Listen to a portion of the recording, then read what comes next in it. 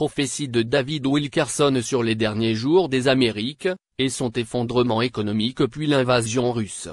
David Wilkerson a eu une série de visions, commençons avec ce qu'il prédisait en 1973.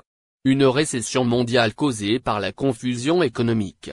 Tout au plus quelques grosses années florissantes, puis une récession économique qui va affecter le style de vie de tous les salariés du monde. Les économistes du monde vont être incapables d'expliquer ce qui se passe. Cela va commencer dans l'Europe, s'est propagé au Japon et enfin aux États-Unis. Il y aura une évolution vers un système monétaire mondial unifié. Le dollar américain sera durement touché et il lui faudra des années pour se redresser. La seule véritable sécurité sera dans l'immobilier, jusqu'à un stade, un peu plus tardif, auquel cas cette apparente sécurité disparaîtra également. La nature ayant des douleurs d'accouchement.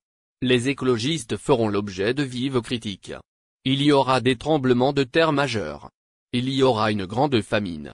Les inondations, les ouragans et les tornades augmenteront en fréquence.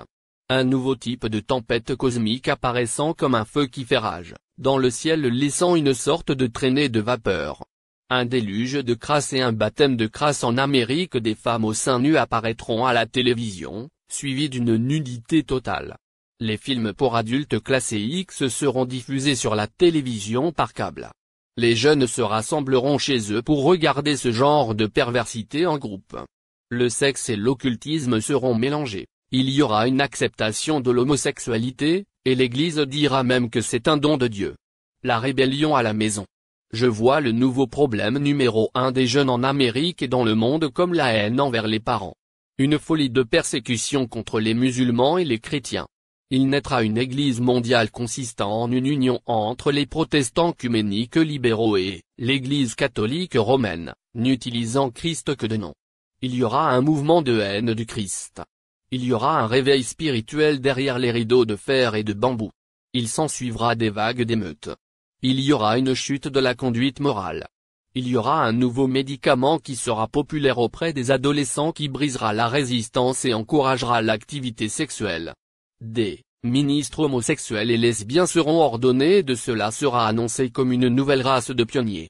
Il y aura des danses nues à l'église, mais cela ne sera jamais généralisé. Il y aura des pratiques occultes dans les églises. Maintenant écoutons sa prédiction en 1985. L'Amérique va être détruite par le feu. Une destruction soudaine arrive et peu s'en échapperont. De façon inattendue, et, en une heure, un holocauste d'hydrogène engloutira l'Amérique et cette nation ne sera plus. C'est parce que l'Amérique a péché contre la plus grande lumière. D'autres nations sont tout aussi pécheresses, mais aucune n'est aussi inondée de lumière de l'Évangile que la nôtre. Dieu va juger l'Amérique pour sa violence, ses crimes, ses rechutes, ses meurtres de millions de bébés, son étalage d'homosexualité et de sadomasochisme, sa corruption, son ivresse et sa toxicomanie, sa forme de piété sans pouvoir, sa chaleur de Luc envers Christ, son divorce et son adultère endémique, sa pornographie obscène, ses pédophilies, ses tricheries, ses vols, ses films cochons et ses pratiques occultes. Une attaque de la Russie, et le grand holocauste fait suite à un effondrement économique en Amérique. La suivante prophétie est de 1992. 30 jours de châtiment tomberont sur New York comme le monde n'en a jamais vu. Dieu va abattre les murs. Il y aura des violences et des pillages inimaginables. La violence sera si féroce qu'elle choquera le monde entier. Nos rues seront bordées, non seulement par la garde nationale, mais par la milice. 1 millier de feux brûleront en même temps dans toute la ville. Les incendies de Los Angeles se sont limités à quelques quartiers de cette ville, mais New York sera en feu dans tous ses arrondissements. Les camions de pompiers ne pourront pas tout gérer. Les trains et les bus seront fermés. Des milliards de dollars seront perdus. Les spectacles de Broadway s'arrêteront complètement. Les entreprises fuiront la ville dans une hémorragie imparable. De telles choses sont attendues dans les pays du tiers-monde, mais pas dans une nation civilisée comme les États-Unis. Encore, dans peu de temps après, New York fera complètement faillite. La ville reine sera jetée dans la boue, devenant une ville de pauvreté. Ce que j'ai vu venir sera bien plus sévère.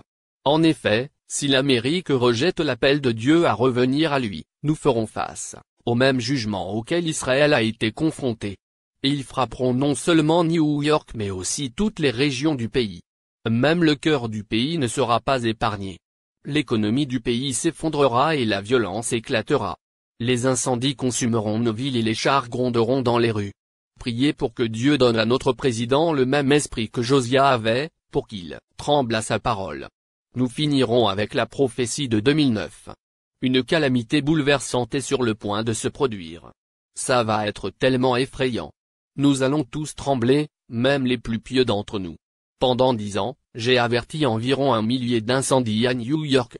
Il engloutira tout le mégaplex, y compris les régions du New Jersey et du Connecticut. Les grandes villes de toute l'Amérique connaîtront des émeutes et des incendies ardents comme nous l'avons vu à Watt, Los Angeles, il y a des années en août 1965. Il y aura des émeutes et des incendies dans les villes du monde entier. Il y aura des pillages, y compris Times Square, New York. Ce que nous vivons actuellement n'est pas une récession, pas même une dépression. Nous sommes sous la colère de Dieu. Sur ce, je vous remercie pour votre fidélité et que Dieu vous préserve de ce qui s'en vient.